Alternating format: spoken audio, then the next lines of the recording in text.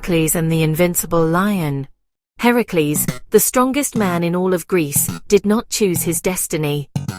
Because of a terrible trick by the jealous goddess Hera, he found himself a servant to a small, scared man, King Eurystheus. King Eurystheus lived in fear of Heracles' strength.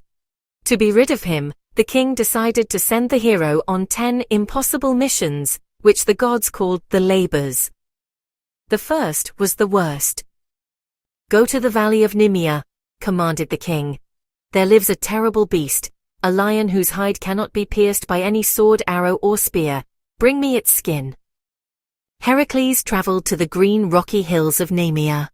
The moment he arrived, he found a land deserted and quiet. The people had all fled, whispering the lion's name in terror. Soon, he found the lion. It was bigger than any other beast, with a mane the color of dried blood and eyes like embers.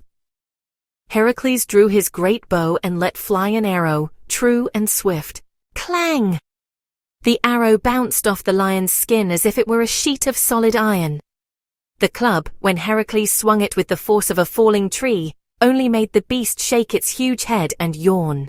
"My strength is no use against a coat of armor," Heracles murmured to himself.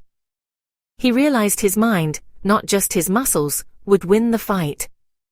He began to track the lion's deep, winding paw prints.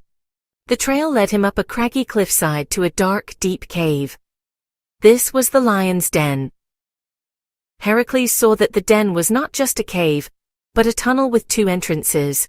Quickly, before the lion could return, Heracles gathered the biggest stones he could lift, great gray boulders, and rolled them one by one, to seal the smaller entrance completely shut.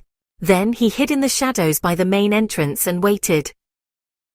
When the sun began to sink and the first shadows grew long, the mighty Nemean Lion returned to its lair.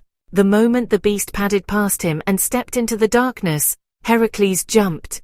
He grabbed the lion in a hold that no living thing could escape. It was a battle of pure power, without weapons. With a final crushing effort, Heracles held tight until the lion's great strength faded and it grew still. The first labor was done. From that day on, Heracles wore the impenetrable lion skin as his armor, proving that courage and cunning are stronger than any hide.